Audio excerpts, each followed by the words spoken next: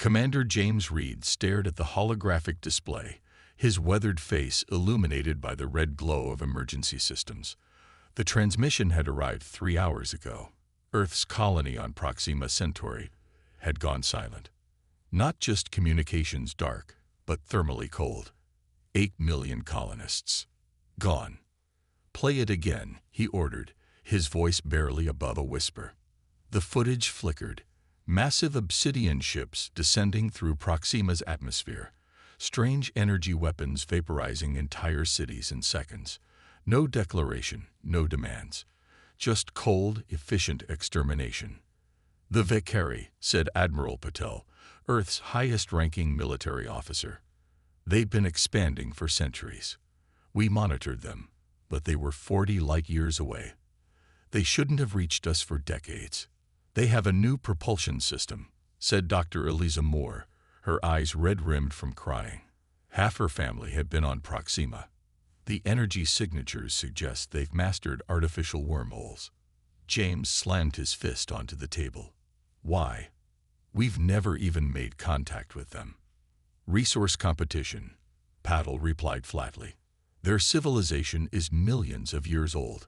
They see emerging technological species as future competitors. They don't wait. They cull." The Security Council chamber fell silent.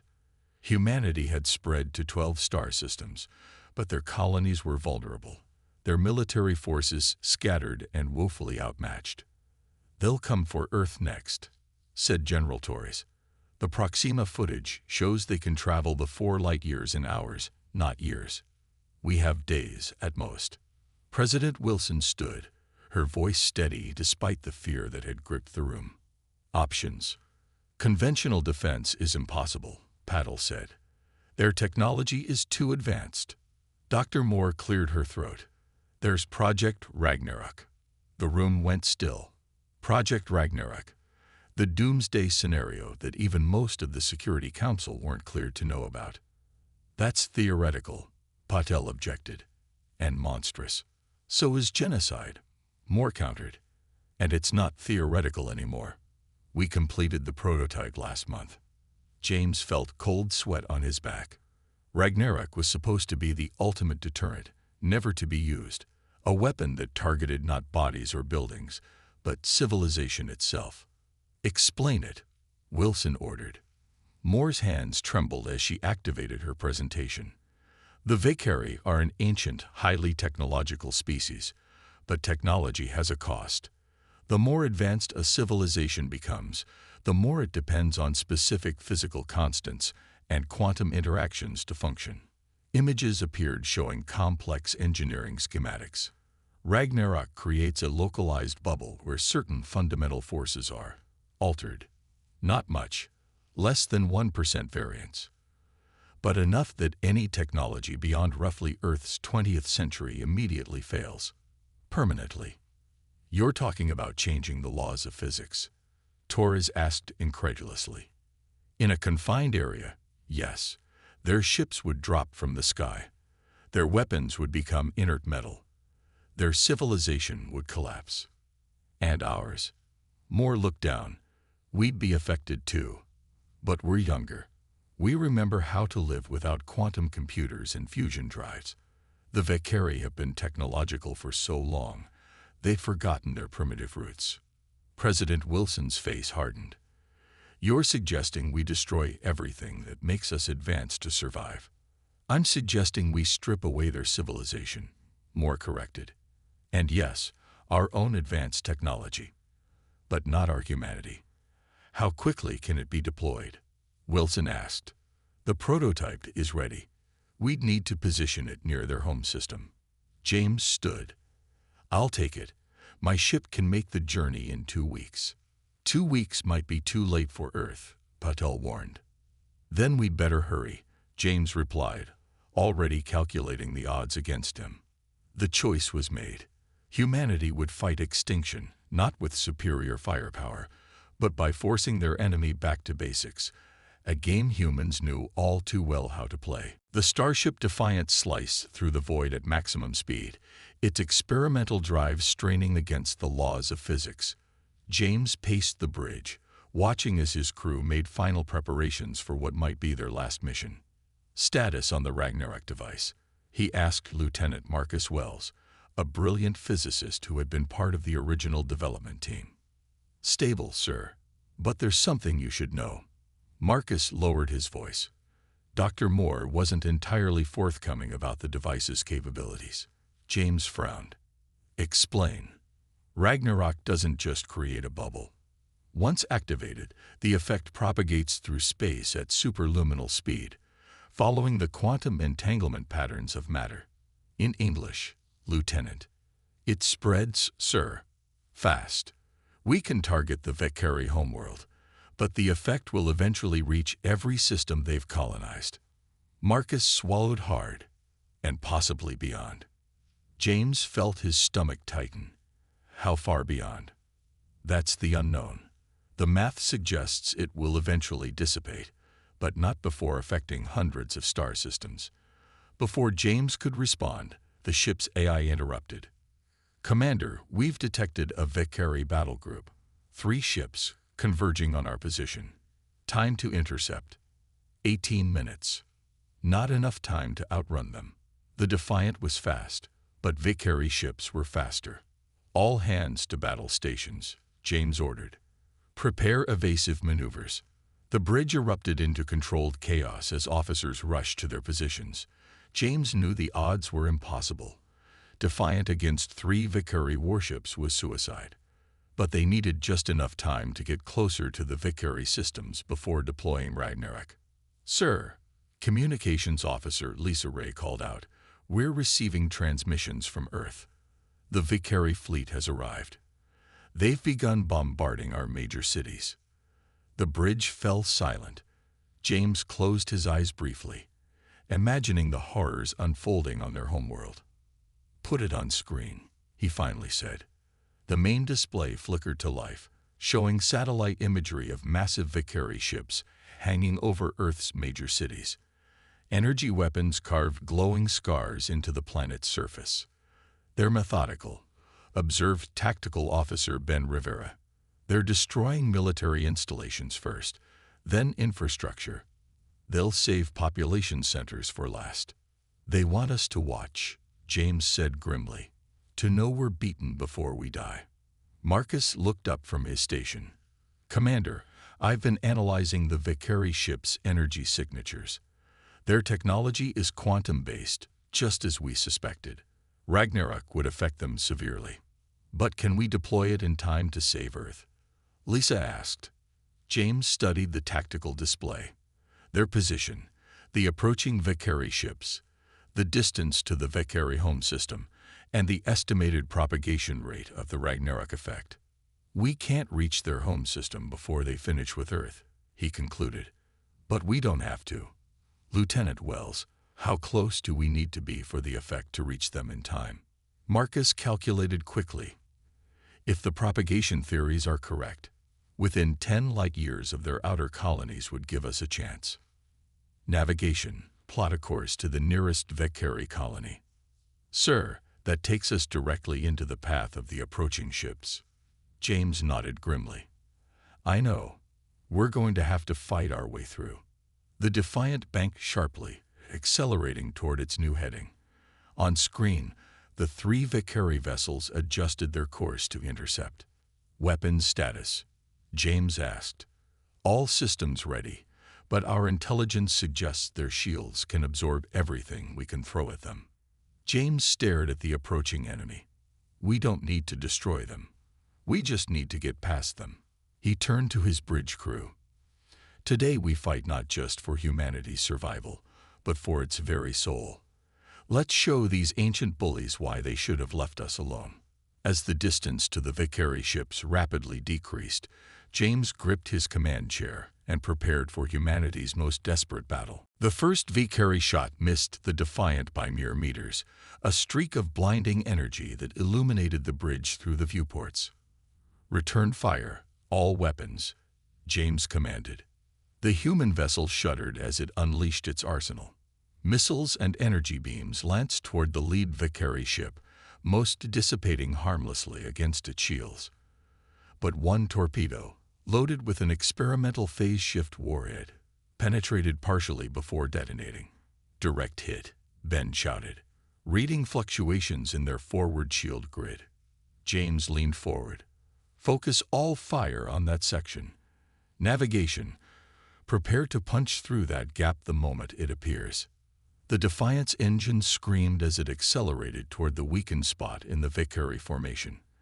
The enemy vessels adjusted, trying to close ranks, but the damage had created confusion in their coordinated defense. "They're launching fighters," Lisa reported, her voice tense. 20 small craft, closing fast. Deploy countermeasures. Marcus, what's our status on Ragnarok? Marcus looked up from his console. The device is experiencing some instability from the battle vibrations. I need to stabilize it before deployment, or the effect could be unpredictable. Another hit rocked the ship, sending sparks flying from an auxiliary console. Shields at 63%, reported the tactical officer. We can't take much more of this. James made a split-second decision. All power to forward shields and engines. We're going to ram through their formation. The crew exchanged nervous glances, but followed orders. The Defiant surged forward, its reinforced prow aimed directly at the gap between two Vicary vessels. They're adjusting to block us, navigation warned. Hold course, James ordered. Marcus, I need Ragnarok ready to deploy the instant we break through. The distance closed rapidly. On the view screen, the immense black hulls of the Vicary ships loomed larger, their organic-looking surfaces bristling with weapons. Impact in 5 seconds. Navigation counted down. 4, 3, now, James shouted. Full emergency thrusters, starboard side. The Defiant lurched violently as its maneuvering thrusters fired at maximum capacity, altering its trajectory just enough to slip between the closing Vicary ships. The hull screamed as enemy energy weapons scraped along its shields, but they held. We're through, Lisa exclaimed, taking heavy damage, but all critical systems operational. James allowed himself one deep breath. Maximum velocity toward the Vicary colony. How long until they regroup and pursue? Approximately 3 minutes. Their larger ships have slower turn rates. Marcus looked up from the Ragnarok control station. Commander, I've stabilized the device. But there's another problem. The combat maneuvers damaged the deployment mechanism. Someone will need to manually activate it. Heavy silence fell over the bridge. From where? James finally asked, though he already knew the answer. The airlock chamber. The device needs to be physically ejected into space. Another hit rocked the ship as the Vicary fighters caught up with them. Shields at 41%, tactical reported. James nodded slowly. I'll do it. Marcus, you'll have to talk me through the final activation sequence. He turned to his first officer. Commander Rise, you have the bridge. Get this ship as far away as possible once Ragnarok is deployed. Sir, Rise objected, regulations state. Regulations don't cover the extinction of our species, James cut in. Those are my orders. As he moved toward the exit, Lisa called out. Commander, new transmission from Earth, the Vicary. They've hit London, Beijing, and New Delhi. Casualties in the millions. James paused, his hand on the doorframe.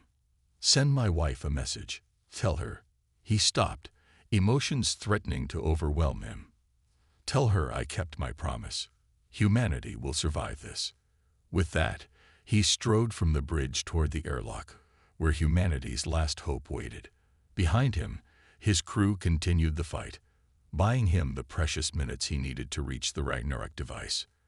The fate of Earth, of human civilization itself, now rested on whether one man could activate a device that would forever change the course of galactic history. The corridor to the airlock chamber shook violently as another Vicary weapon found its mark. Emergency lighting cast crimson shadows across the walls as James ran, the ship's AI calmly announcing system failures throughout the vessel. Hull breach on Deck 3.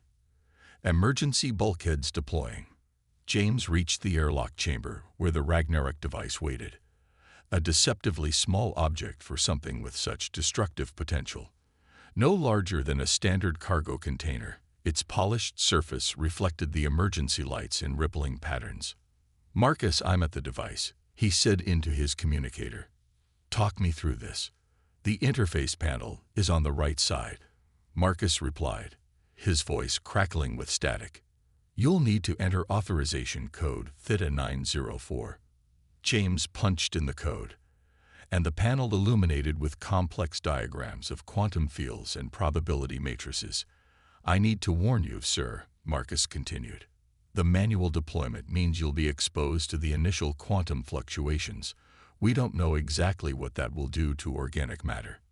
"Will it kill me?" James asked bluntly. A pause. "Possibly. Or worse." James didn't ask what worse meant. It didn't matter now. "Continue." As Marcus guided him through the activation sequence, James thought about Earth, the blue-green jewel that had nurtured humanity from its earliest days. He thought about the colonies, about Proxima's 8 million souls already gone, about his wife, who might already be dead in the Valkyrie bombardment. "Final step," Marcus said. "You need to initialize the quantum core and then immediately eject the device. The timing is critical. Too soon, and it activates inside the ship. Too late, and the effect might not propagate properly." "Understood." Another hit rocked the ship. "Commander," Lisa's voice cut in. "The Valkyrie flagship has locked onto us. They're charging their main weapon." "Time to impact?" James asked, fingers poised over the activation sequence. 30 seconds. Not enough time to outrun it. "All hands, brace for impact. Rise, be ready to execute emergency jump the moment the device is away." James took a deep breath and began the final sequence. The device hummed to life, its surface beginning to glow with an eerie blue light. The quantum core, heart of the Ragnarok effect, was now active. 10 seconds to Valkyrie weapon discharge, Tactical reported. James slammed his palm onto the ejection control. The airlock door slid open, and vacuum reached for the device, and for James. He had just enough time to grab a handhold as the Ragnarok device was sucked into space, its blue glow intensifying. "Device away," he shouted into his communicator. "Execute jump now." Through the airlock window, he saw the Valkyrie flagship's main weapon port blazing with gathered energy. In the same moment, the Ragnarok device detonated, not in fire or force, but in a strange, silent ripple that distorted space itself. The wave hit the Valkyrie ship just as it fired. The massive energy weapon flickered and died. The ship's lights went out. Its engines failed. Then the wave reached the Defiant. Systems failed across the ship. The artificial gravity cut out. Life support sputtered. The jump drive, their only escape, went dead. But unlike the Valkyrie vessels, the Defiant had been prepared. Backup analog systems kicked in, primitive but functional. Emergency chemical thrusters fired, pushing the crippled vessel away from the drifting Valkyrie ships. In the airlock chamber, James floated in zero gravity, watching as the wave of technological regression spread outward at impossible speed. The Valkyrie ships, once terrifying in their power, now drifted like dead whales in the cosmic ocean. "It's working," he whispered. "It's actually working." But as he spoke, he noticed something strange happening to his hand where it had been closest to the device during activation. The skin was changing, becoming something both more and less than human. The Ragnarok effect had touched him directly, and James Reed began to understand what worse than death truly meant. 3 days later, the remnants of the Defiant limped toward the nearest human outpost, a small research station orbiting Ta City. The ship operated on emergency power, its crew working with slide rules and manual calculations instead of computers. Every piece of advanced technology aboard had been rendered useless. Quantum computers were now expensive paperweights. AI systems silent forever. In the makeshift medical bay, Dr. Anna Foster examined James Reed with growing concern. The changes that had begun in his hand had spread throughout his body. His cells showed bizarre alterations, neither fully human nor anything recognizable. "How bad is it?" James asked, his voice raspy and strange. Anna hesitated. "Your cellular structure is reorganizing. The Ragnarok effect seems to have rewritten you somehow." James looked down at his arms, where faint blue lines traced patterns beneath his skin. "Am I dangerous to the crew?" "No. Whatever's happening seems confined to you, but I don't know how to stop it." Commander Rice entered, carrying paper star charts. Since the Ragnarok deployment, they'd been forced to navigate using optical telescopes and mechanical instruments. "We've received radio transmissions from Earth," Rice said, using the term radio deliberately. All faster-than-light communications had failed along with everything else. The wave reached them just in time.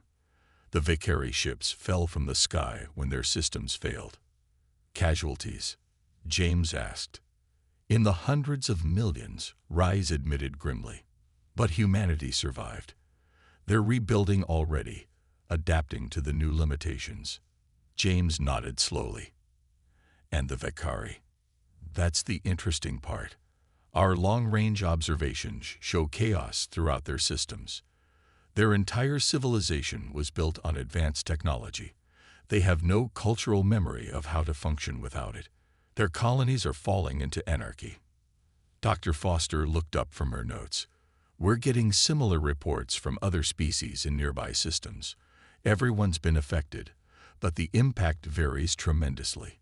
Younger civilizations are adapting. Ancient ones are collapsing."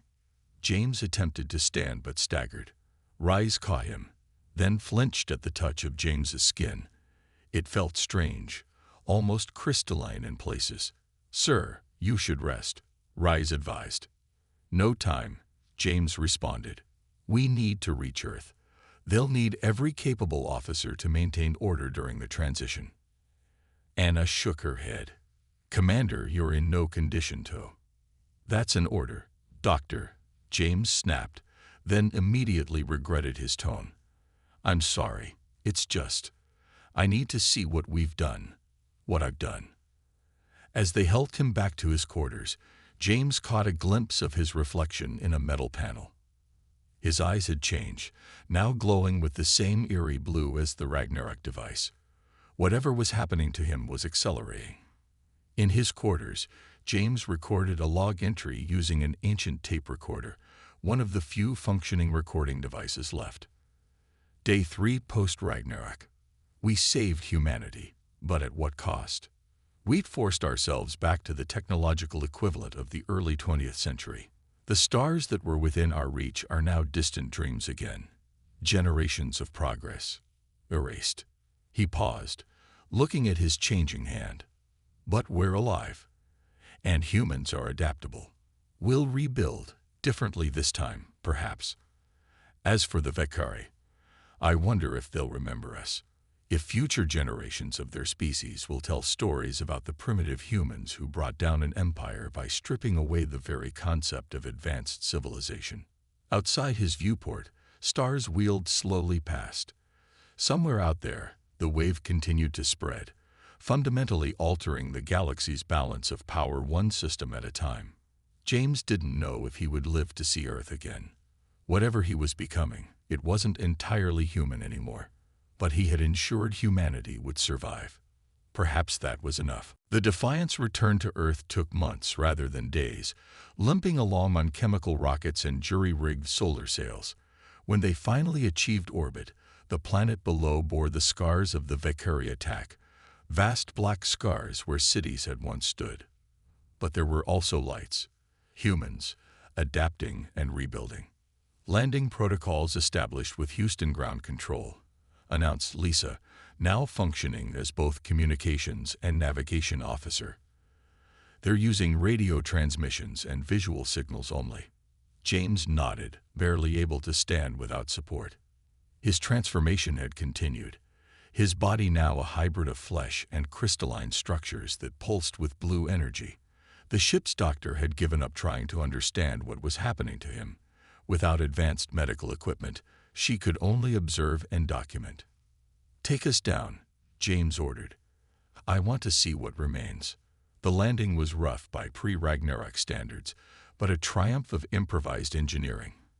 As the ship settled onto the runway of what had once been Houston Spaceport, James looked out at the welcoming committee, military personnel in mismatched uniforms, scientists with handmade equipment, government officials looking both haggard and determined. "Sir," Rice said quietly, "they don't know about your condition." "They'll find out soon enough," James replied. "Let's not waste time." The moment the airlock opened, James could feel the difference in Earth's atmosphere, charged with lingering energy from the Ragnarok wave. As he stepped onto the ramp, supported by Dr. Foster, gasps rose from the assembled crowd. President Wilson pushed forward from the group, her face showing momentary shock before settling into grim acceptance. "Commander Reed, you look different than your transmission suggested." "A side effect of proximity to the device," James explained. "But I'm still me. Mostly." Wilson nodded. "We have much to discuss. The world has changed in ways we're still struggling to understand." During the debriefing, conducted in a repurposed hangar lit by oil lamps and early electric lights, James learned the full extent of what had happened during their journey home.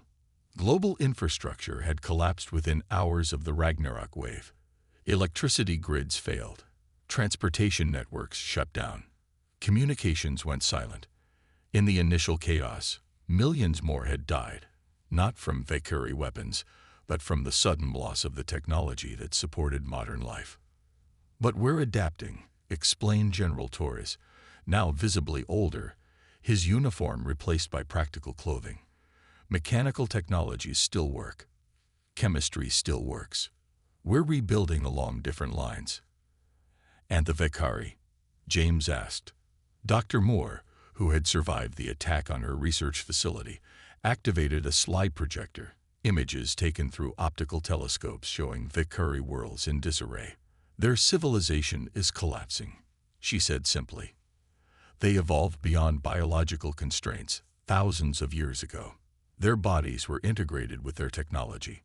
When Ragnarok hit them, it wasn't just their ships that failed. They failed as individuals." James absorbed this in silence. Genocide answered with genocide. The symmetry wasn't lost on him. "And what about the rest of the galaxy?" he finally asked. "We're receiving signals from several species," President Wilson said. "Some are thanking us.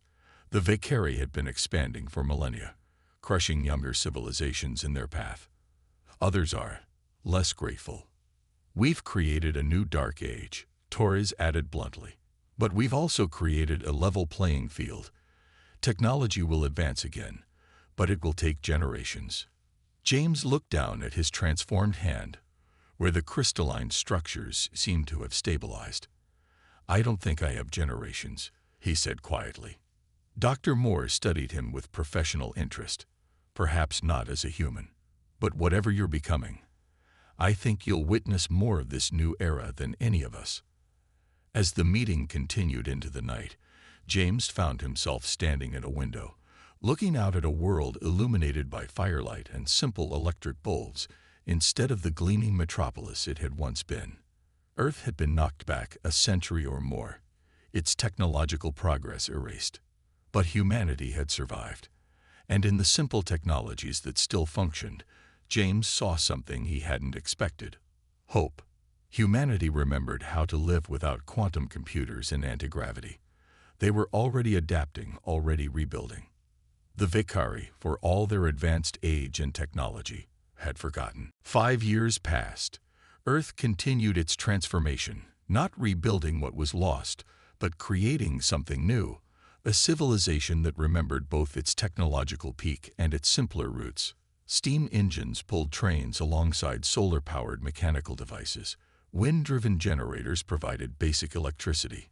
Mechanical computers, based on designs nearly 2 centuries old, processed data for the new governments forming across the globe. James Reed watched it all from a distance. His transformation had stabilized. leaving him something neither fully human nor fully other. His crystalline body housed a consciousness that had expanded beyond normal human perception. He could sense the lingering effects of the Ragnarok wave, could feel the subtle changes in reality's fabric that it had created. He lived in a small cabin in what had once been the Canadian wilderness, observing humanity's rebirth through occasional visits from his former crew and the simple radio receiver he maintained. On the anniversary of Ragnarok's deployment, Dr. Moore made her annual pilgrimage to his home, bringing news from the recovering world. The United Earth Coalition is formally established, she told him, setting up her equipment on his rough wooden table. At 72, she moved more slowly now, but her mind remained sharp. 187 nations have joined. They've ratified a constitution that specifically limits technological development along certain paths.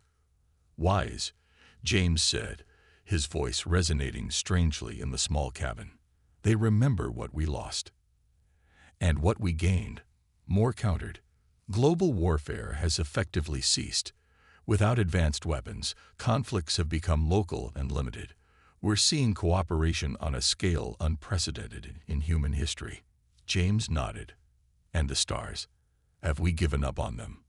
Moore smiled. Never. We're rebuilding our space program using chemical rockets and mechanical systems. It's slower, more dangerous, but we're making progress. We've established a lunar base again. She hesitated, then added, we've also made contact with the Tellurians. They're a young species, only just beginning interstellar travel when Ragnarok hit. They've adapted well, better than us in some ways. They've offered an alliance. The first of many. I suspect, James said. The Galactic Order is rebalancing. Moore studied him carefully. And you? The changes have stopped. James extended a crystalline hand, light playing through his translucent fingers. The physical changes, yes, but I continue to expand in other ways. I can sense things, Dr. Moore.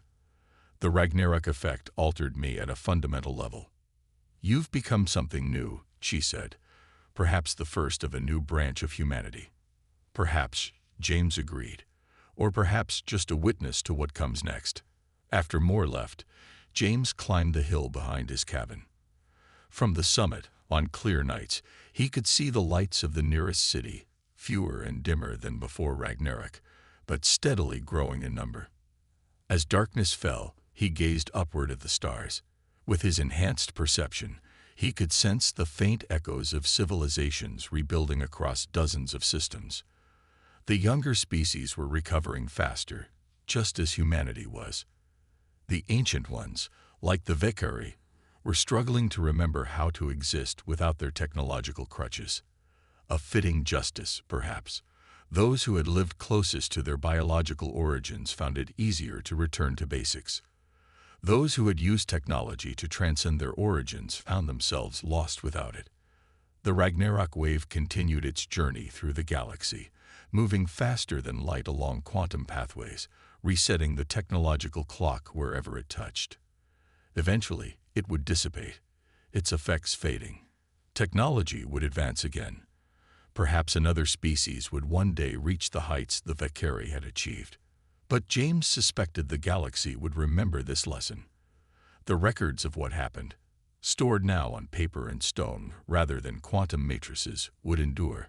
Future civilizations would think twice before attempting genocide against emerging species. As for humanity, they had survived by embracing what made them uniquely adaptable, their connection to their primitive past, their memory of simpler ways.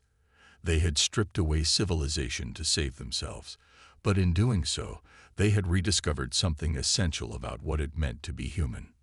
James Reed, no longer fully human himself, found comfort in that knowledge. Humanity would rebuild. They would reach the stars again, perhaps wiser this time, and he would watch over them, for as long as his transformed existence allowed, a living monument to the day when, faced with extinction, humanity chose to sacrifice progress rather than surrender their future. When genocide struck, Earth had stripped away civilization, but in its place, something more resilient was growing. a civilization that remembered both its heights and its foundations. The stars would wait. Humanity would return to them, changed but unbroken. And this time, they would not be so easily erased.